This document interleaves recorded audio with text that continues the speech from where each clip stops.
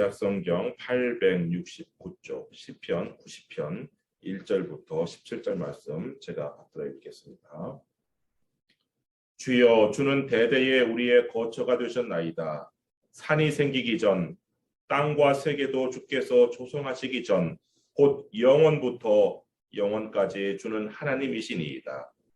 주께서 사람을 티끌로 돌아가게 하시고 말씀하시기를 너희 인생들은 돌아가라 하셨사오니 주의 목전에는 천년이 지나간 어제 같으며 밤의 한순간 같을 뿐이니이다.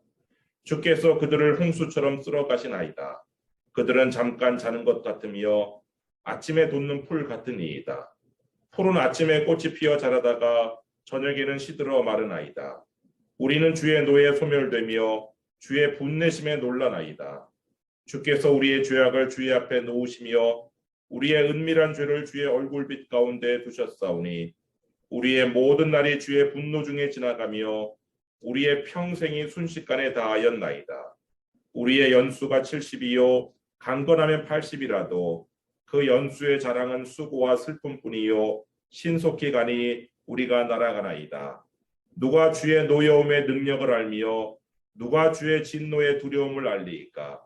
우리에게 우리날 기회수함을 가르치사 지혜로운 마음을 얻게 하소서.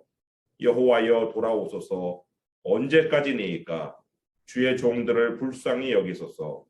아침에 주의 인자하심이 우리를 만족하게 하사 우리를 일생 동안 즐겁고 기쁘게 하소서. 우리를 괴롭게 하신 날수대로와 우리가 화를 당한 연수대로 우리를 기쁘게 하소서.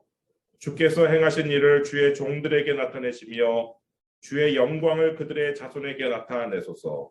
주 우리 하나님의 은총을 우리에게 내리게 하사 우리의 손이 행한 일을 우리에게 견고하게 하소서. 우리의 손이 행한 일을 견고하게 하소서.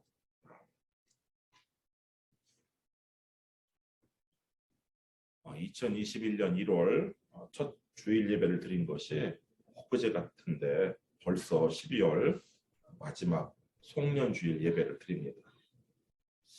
2021년도를 이렇게 돌이켜보면 1년에 한 번 있을까 말까 했던 메모리얼 서비스가 유독 많았던 해로 기억에 남습니다. 2021년 9월 22일 날 박예숙, 김혜숙 선교사님이 불의의 교통사고로 돌아가셨고요. 또 10월 16일에는 권송자 집사님이 암으로 돌아가셨고, 또 11월 11일에는 그 안경수 집사님 남편께서 갑자기 돌아가셨어요. 또 12월 3일에는 마따 목사께서 예기치 않게 돌아가셨죠. 그래서 2021년 9월부터 12월까지 매월 한 명씩 돌아가셨어요. 그중 우리 교회에서 8개월간 영어권 설교 목사로 사역했던 이 마따 목사의 소천 소식은 큰 충격으로 다가왔죠. 마따 목사의 죽음은 나도 죽을 수 있구나 라는 생각을 가져다 주었어요. 사실 내년 1월에 또 누군가 죽을 수도 있어요. 그리고 그 사람이 바로 오늘 지금 숨을 쉬고 있는 나일 수도 있는 거예요. 죽음 앞에서 인생이 참으로 무상하구나 라는 것을 깨닫습니다.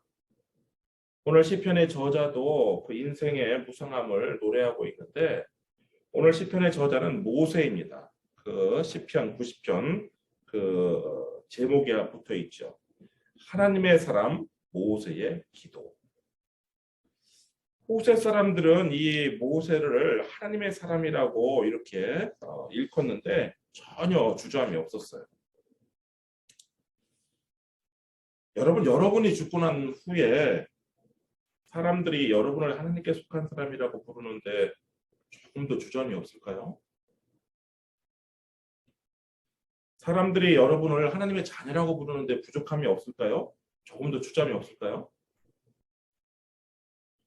예수님께서는 팔복을 말씀하시면서 마태복음 5장 9절에서 이렇게 말씀하셨어요.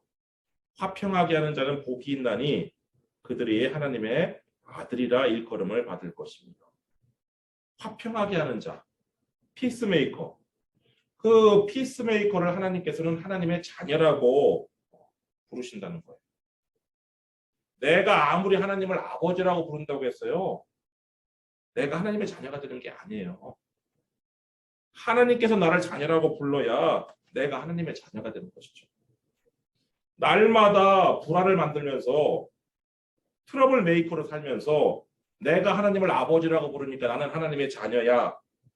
이렇게 생각하는 것은 망상이에요. 망상 중에요. 색적 망상이라는 것이 있어요. 특정인이 자신과 사랑에 빠졌다는 믿음의 망상이에요. 그 색적 망상에 빠지면요. 그 특정인은 항상 유명한 사람인데 유명 연예인 A씨가 나하고 사랑해 그 A씨가 나를 사랑하고 있다라고 믿어요. 그리고 그 유명 연예인 A씨가 TV에 나와가지고 특정한 어떤 손짓으로 나와 커뮤니케이션을 한다고 믿어요. 근데 놀랍게도 기독교인 중에 그런 류의 망상을 가진 사람들이 많아요. 하나님께서는 자녀라고 생각하지 않고 계신데 본인 혼자 하나님을 아버지라고 부르면서 하나님이 자신을 너무나 사랑한다고 믿는 그런 믿음의 망상을 가진 사람들이 많아요. 여러분, 하나님께서 자녀라고 부르시는 사람은요, 평화를 이루는 사람이에요. 불화를 만드는 사람을 자녀라고 부르지 않아요. 근데 많은 사람이 그런 망상을 갖게 된 데는 요한복음 1장 12절 말씀을 오해한 데서 한 이유가 되는데, 요한복음 1장 12절 말씀 보시면 영접하는 자, 곧 그 이름을 믿는 자들에게는 하나님의 자녀가 되는 권세를 주셨으니. 근데 그 말씀을 어떻게 오해를 했냐면 예수님을 마음속에 영접하면 나는 하나님의 자녀가 된다. 이렇게 오해를 했어요. 그러나 그 말씀을 자세히 살펴보면요.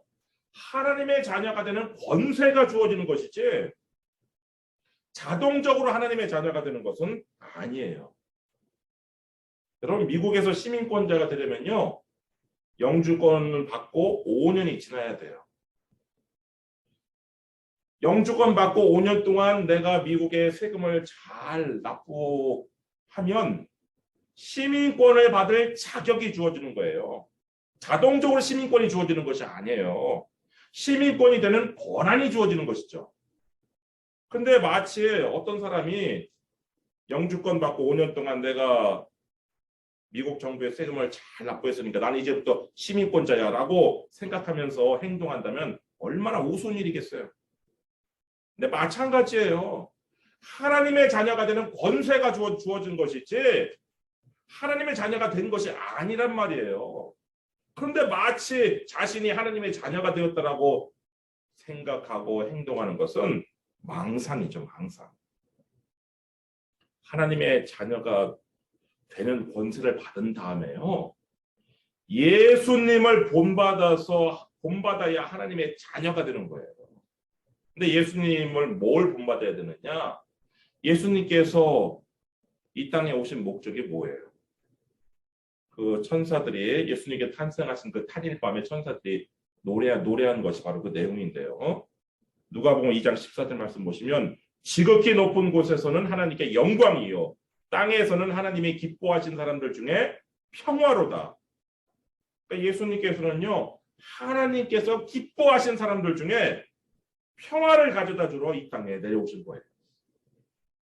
따라서 우리가 그런 예수님을 본받아야 하나님의 자녀가 되는 것인데 교회 공동체, 신앙 공동체 안에 평화를 이루는 사람, 이 사람이 바로 하나님의 자녀가 되는 것이고 교회 공동체 안에 평화를 가져다 주는 사람, 이 사람을 하나님께서 하나님의 자녀라고 부르시는 거예요.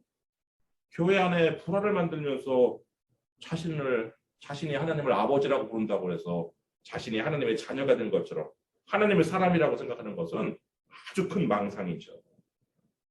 예수님께서는 그런 망상을 가지고 평생을 산 사람들의 종말에 대해서 이렇게 말씀하세요. 마태복음 7장 13절인데요. 그때 내가 그들에게 밝히 말하되 내가 너희를 도무지 알지 못하니 불법을 행하는 자들아 내게서 떠나가라. 여러분이 하나님의 자녀가 되는 권세를 받았다면 이제 하나님의 자녀의 자격을 갖추셔야 돼요. 피스메이커가 되셔야 되고 평화를 위해서 일하셔야 되며 또 평화를 만들기 위해서 영적 전쟁을 수행하셔야 돼요. 예수님께서는요, 하나님이 기뻐하신 사람들 중에 평화를 가져다 주기 위해서 사탄과의 영적 전쟁을 마다하지 않으셨어요. 사탄의 세 가지 시험을 말씀의 검으로 싸우셨고요. 성전 정화를 하시면서 그 사탄의 하수인 역할을 했던 사람들과 성전 안에서 대립하셨어요. 또 사탄의 자녀들인 거짓의 아비가 사탄인데요. 사탄의 자녀들인 거짓말쟁이들과 위선자들에게 예수님께서 화를 선언하셨어요. 화를 선언하시면서 그들로부터 엄청난 공격을 받기도 하셨어요. 여러분, 우리가 피스메이커, 화평하게 하는 자가 된다는 의미, 그 의미는요, 영적 전쟁을 그만둔다는 뜻이 아니에요. 오히려 가정과 교회에서 귀신을 쫓아내는 영적 전쟁을 통해서 신앙 공동체 안에 평화를 가져올 수 있는 것이죠. 여러분이 영적 전쟁을 수행하는 평화의 전사가 되심으로 사람들이 여러분을 하나님의 자녀라고 부르는데 조금도 주저함이 없게 되기를 주님의 이름으로 축원합니다. 하나님의 사람 모세는요, 이 시편 90편에서 하나님의 영원성과 인간의 인생의 무상함에 대해서 이렇게 노래하고 있는데 2절 말씀 보시면요, 산이 생기기 전 땅과 세계도 주께서 조성하시기 전, 그러니까 천지창조 이전이죠. 오래전, 그러니까 영원 전이에요. 곧 영원부터, 영원 전부터 영원 후까지 주는 하나님이시니이다. 하나님은 영원하신 분이에요. 반면 우리 인간은 영원하지 못해요. 우리 인간은 죽어서 티끌로 돌아가는 유한한 존재예요. 그 3절 말씀 보시면 주께서 사람을 티끌로 돌아가게 하시고 말씀하시기를 너희 인생들은 돌아가라 하셨사오니. 여러분, 우리 인생은요 모두 죽어요. 물론 아주 오래 사는 사람도 있어요. 창세기에는요 근 1000년을 산 인물이 하나 나오는데 창세기 5장 25절부터 17절 말씀 보시면요, 무두셀라는 187세에 라멕을 낳았고 라멕을 낳은 후 782년을 지내며 자녀를 낳았으며 그는 969세를 살고 죽었더라. 1000년이라는 근 1000년이라는 그런 기나긴 시간을 살았지만 영원하신 하나님께는요 그 1000년이라는 그 시간은 순간과 같은 거예요. 그 4절 말씀 보시면 주의 목전에는 1000년이 지나간 어제 같으며 밤의 한 순간 같을 뿐이니이다. 하나님께서요 1000년을 살았든 만년을 살았든 생명을 거두어 가시면 그냥 그 인생이라는 것은 한바탕 그냥 일장춘몽 꿈과 같은 거예요. 그 5절 말씀 보시면 주께서 그들을 홍수처럼 쓸어 가시나이다. 그들은 잠깐 자는 것 같습니다. 설사 1000년을 살았다 할지라도 인생을 돌이켜보면 그냥 잠깐 자는 것 같은 거예요. 그리고 아침에 돋는 풀 같으니이다. 우리 살고 있는 이곳에서는 이런 현상을 잘 모르지만 이 성서의 배경이 된 곳에서는요, 이 풀이라는 것이 아침에 꽃이 펴요. 근데 저녁에 시들어 말라요. 근데 우리 인생이 바로 그와 같다는 거예요. 그냥 아침에 꽃이 피었다가 잠깐 저녁에 붙이는 그런 풀과 같다는 거예요. 막 돈이 많아서 내가 뭐 돈으로 못할 것이 없을 것 같아요. 난 절대로 죽지 않을 것 같아요. 근데 죽음 앞에서는 돈이 많은 부자든 권력이 많은 권세자든 소용없어요. 똑같아요. 마찬가지 신세예요. 그런 인생과 비교해서 하나님, 또 하나님께 사신 말씀, 이 말씀은 영원히 서 있는데 이사야 40장 8절 말씀 보시면요, 풀은 마르고 꽃은 시드나 우리 하나님의 말씀은 영원히 서리라 하라.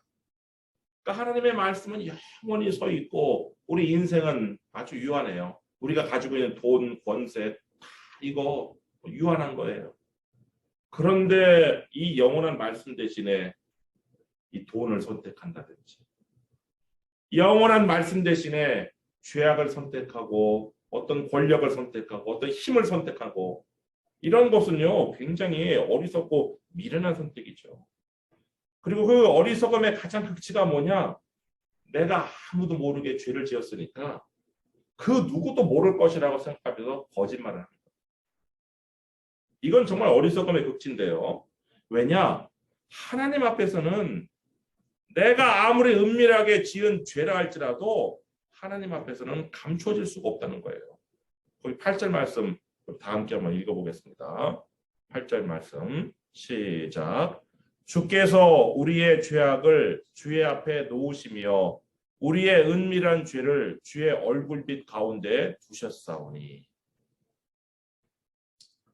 그렇기 때문에요. 우리가 은밀히 죄를 짓는 것 그럼에도 불구하고 내가 계속 여전히 죄를 짓는다. 그러면 하나님께서는요. 하나님의 분노 가운데 그 인생을 두세요. 9절 말씀 보시면 우리의 모든 날이 주의 분노 중에 지나가며 우리의 평생이 순식간에 다하였나이다. 그래서 우리 인생은요. 수고와 슬픔뿐인 인생이 돼요. 10절 말씀 보시면 우리의 연수가 70이요 강건하면 80이라도 그 연수의 자랑은 수고와 슬픔뿐이요 신속기간이 우리가 날아가나이다. 인생이 수고와 슬픔뿐인데 이 하나님의 진노 아래에 있는 인생이 바로 그렇게 되는데 그렇다고 해서 우리가 하나님의 진노 앞에서 내가 설 수 있느냐? 하나님께서 한번 노하시면요. 하나님 목전에 설 인생은 정말 단 한 사람도 없어요. 그래서 11절에 보면은 모세는 이렇게 노래해요. 누가 주의 노여움의 능력을 알며 누가 주의 진노의 두려움을 알릴까? 하나님 두려운 줄을 안다고 하지만 정말 하나님의 진노의 두려움을 알 사람은 한 명도 없다는 거예요.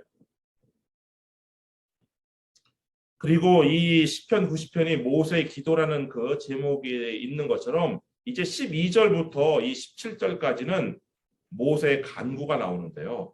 모세가 첫 번째 가장 먼저 구한 이 중요한 간구가 바로 뭐냐면 12절인데요. 12절 말씀 우리 함께 읽어보겠습니다. 시작. 우리에게 우리날 계수함을 가르치사 지혜로운 마음을 얻게 하소서.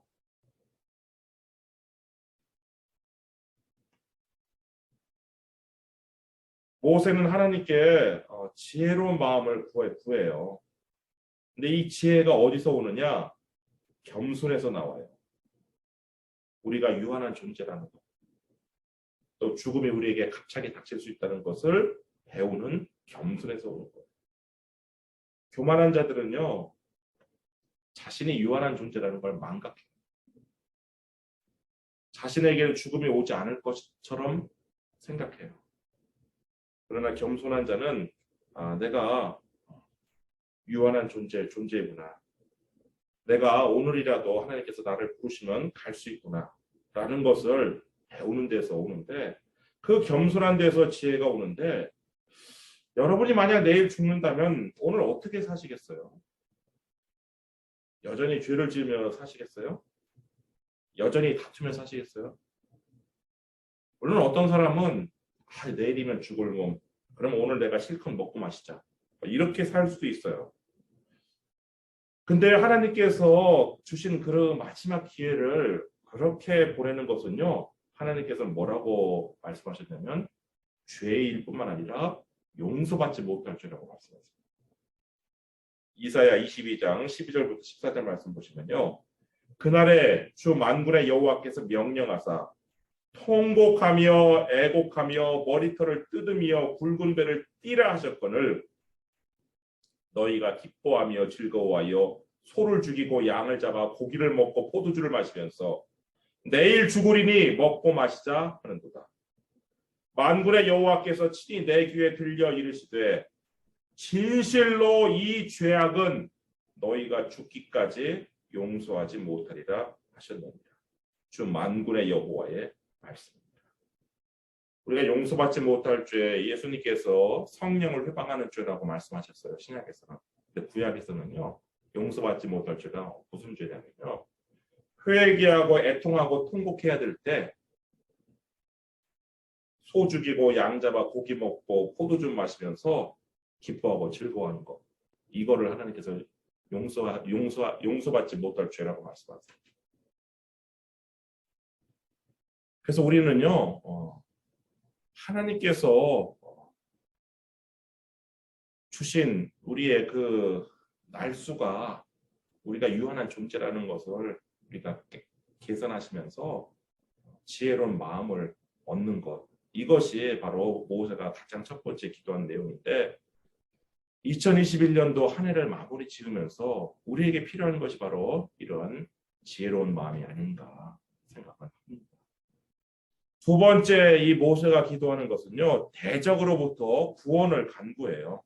12절, 13절 말씀 보시면 여호와여 돌아오소서 언제까지니까 주의 종들을 불쌍히 여기소서. 하나님께서는요. 죄악이 있는 곳에는 머무르지 못하세요. 그래서 교회도 떠나시고 우리 10년 가운데서도 또 떠나시고 그러세요. 근데 우리 죄악으로 우리를 떠나셨던 하나님께서 우리가 회개하고 우리를 정결케 한 다음에 돌아오시면 그때부터 구원의 역사가 일어나는 거예요. 모세는 바로 그 두 번째 그 대적으로부터의 구원을 지금 그렇게 하나님 앞에 간구를 했고요. 세 번째 간구는 기쁨과 즐거움을 구해요. 14절 말씀 보시면 아침에 주의 인자하심이 우리를 만족하게 하사 우리를 일생 동안 즐겁고 기쁘게 하소서. 여러분 우리 인생이요 죄악 가운데 하나님의 진노 가운데 가면 수고와 슬픔뿐이지만 하나님의 인자, 하나님의 사랑, 이 하나님의 인자와 사랑이 그 사랑으로 우리가 채워지면요 수고와 슬픔뿐이어야 될 인생이 기쁨과 즐거운 인생으로 바뀌어요. 근데 하나님의 사랑은요, 하나님의 인자는 매일 아침마다 그 이스라엘 백성, 광야에 있던 이스라엘 백성에게 만나를 내려주셨던 것처럼 날마다 하나님께서 내려주시는 하늘의 양식을 통해서 하나님의 사랑을 깨달을 때 우리 인생이 수고하는 인생에서 즐거워하는 인생으로, 슬픔 많은 인생에서 기쁨의 인생으로 바뀌는 거예요. 우리가 통곡하고 애곡하며 회개해야 될 때 고기 먹고 포도주 마시면서 기쁨과 즐거움을 추구하는 것은 용서받지 못할 죄라고 그랬어요. 그렇지만 내가 회개한 다음에 기쁨과 즐거움을 추구하는 것은 그건 지극히 성서적이에요. 느헤미야 8장 9절부터 10절 말씀 보시면 백성이 율법의 말씀을 듣고 다 우는지라 총독 느헤미야와 제사장 겸 학사 에스라와 백성을 가르치는 레위 사람들이 모든 백성에게 이르기를 오늘은 너희 하나님 여호와의 성일이니 슬퍼하지 말며 울지 말라 하고 느헤미야가 또 그들에게 이르기를 너희는 가서 살찐 것을 먹고 단 것을 마시되 준비하지 못한 자에게는 나누어 주라. 이날은 우리 주의 성일이니 근심하지 말라. 여호와로 인하여 기뻐하는 것이 너희의 힘이니라 하고. 그래서 우리가 회개한 다음에요. 기쁨과 즐거움을 추구하는 것은 그때 살찐 것, 단 것, 먹고 마시는 것은요. 이거는 성경적인 거예요. 근데 가짜 기쁨과 거짓 즐거움이 있어요. 이런 것을 추구하는 것은 참으로 헛된 것이죠. 그렇지만 참된 기쁨, 참된 즐거움은 항상 언제나 하나님으로부터 오는 것인데 하나님께서 날마다 내려주시는 그 참된 양식, 참된 음료를 우리가 먹고 마실 때 진정한 기쁨과 즐거움이 생기는 것이죠. 그래서 이것이 아침마다 여러분의 골방에 들어가서 기도하시고 하나님의 말씀을 1년 동안 한 번은 읽자, 성경을 통독하자라고 제가 여러분들에게 강조하는 이유가 바로 그런 것이죠. 다가오는 새해에는 골방기도, 성경 통독 한번 시작해 보세요. 우리 인생이 수고와 슬픔에서 즐거움과 기쁨으로 바뀔 것입니다. 근데 이 기쁨과 즐거움이 얼마나 중요한 것인지 모세는 한 번 더 구해요. 거기 15절 말씀 보시면 우리를 괴롭게 하신 날수대로와 우리가 화를 당한 연수대로 우리를 기쁘게 하소서. 14절에서는 아침마다 하나님께서 우리를 만족하게 하나님의 사랑으로 우리를 채워주셔서 하루하루가 이렇게 쌓이고 쌓여서 일생 동안 즐겁고 기쁘게 해달라고 했다면 15절에서는 하나님께 아예 그냥 이 구체적인 기간을 좀 아뢰요. 하나님, 제가 괴로움을 겪은 날수 하나님 다 세고 계시죠? 제가 재난을 당한 횟수 하나님 아시죠? 이만큼 기쁨과 즐거움을 주세요. 여러분, 모세가 이렇게 두 차례나 기쁨과 즐거움을 구했다면 여러분이 하나님께 기쁨과 즐거움을 구하지 못할 이유가 뭐가 있겠어요? 여러분의 날마다의 기도 제목에 더 이상 죄와 고통, 근심, 슬픔 이런 것으로만 채우지 마시고 그렇게 해서 회개하였다면 이제 기쁨과 즐거움도 여러분의 기도 제목 가운데 들어가 있어야 되겠죠. 그다음 다섯 번째 이 모세가 하나님 앞에 간구하는 것은 하나님의 역사, 하나님의 영광이에요. 16절 말씀 보시면 주께서 행하신 일을 주의 종들에게 나타내시며 주의 영광을 그들의 자손에게 나타내소서. 주께서 행하신 일, 하나님께서 하신 일, 하나님께서 이루신 일, 그것들을 이제 우리에게 드러내 달라고 간구를 해요. 사람이 한 일이 아니라 하나님께서 행하신 일이라는 것이 드러나야 되는 거예요. 인간이 이룬 일이 아니라 하나님께서 이루신 일이라는 것이 나타나야 되는 거예요. 이게 사람이 한 것처럼 되면요, 하나님께 영광을 돌릴 수가 없어요. 하나님은요, 그래서 하나님의 영광을 유한한 인간에게 빼앗기지 않으세요. 그래서 사람이 내가 했다, 내가 없었으면 이 일이 이루어질 수 없었다, 이런 말 못하게 하나님께서는 하셔요. 역사를 하세요. 그 다음에 그 자손들에게 하나님의 영광을 나타내달라고 지금 간구를 해요. 여러분 자녀, 또 여러분 손자, 손녀 위해서 기도하는 내용이 뭐예요? 건강하고 학교 잘 들어가고 직장 잘 다니도록 이렇게 기도하는 거, 이것도 필요하고 중요한 일이에요. 왜냐하면 예수님께서도 주기도문에서 날마다 필요한 일용할 양식을 간구했던 것처럼 우리의 필요를 하나님께 아뢰는 거 중요한 거예요.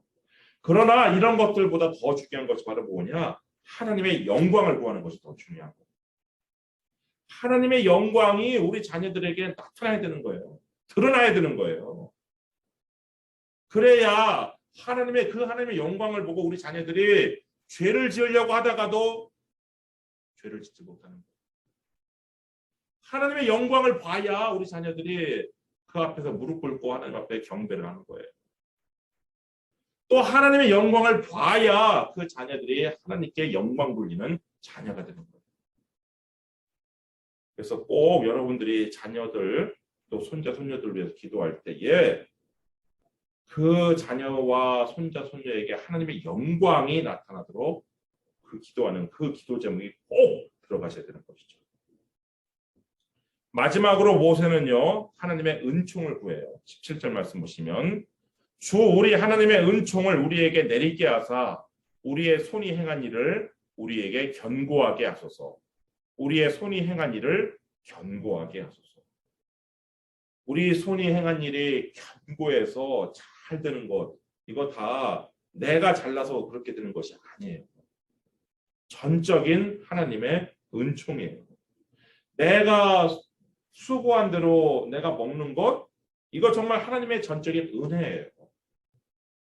우리가 하는 일이 모두 다 잘 되고 견고하게 되고 누구도 흔들 수 없는 그런 안정되고 평안하고 이런 모든 것은요, 전적으로 하나님께 달려 있는 거예요. 내가 잘나서, 내가 탤런트가 있어서, 내가 재능이 있어서, 내가 가진 물질이 있어서, 내가 저축해 비축해 놓은 것이 있어, 이것 때문에 되는 것이 아니에요. 하나님께서 한번 흩으시고 하나님께서 진노를 한번 나타내시면요, 그 모든 것들은 아무 소용도 없는 거예요. 그저 우리는 우리의 일에 최선을 다하면서 늘 언제나 하나님의 은총을 간구하는 것이죠. 2021년 마지막 주일, 이제 며칠 남지 않은 2021년 한 해 동안 여러분, 내가 얼마나 유한한 존재인지를 깨달으시고 날마다 하나님의 은혜를 겸손히 구하시면서 일평생 여러분 가운데 기쁨과 슬픔이 있기를 주님의 이름으로 축원합니다. 기도하겠습니다.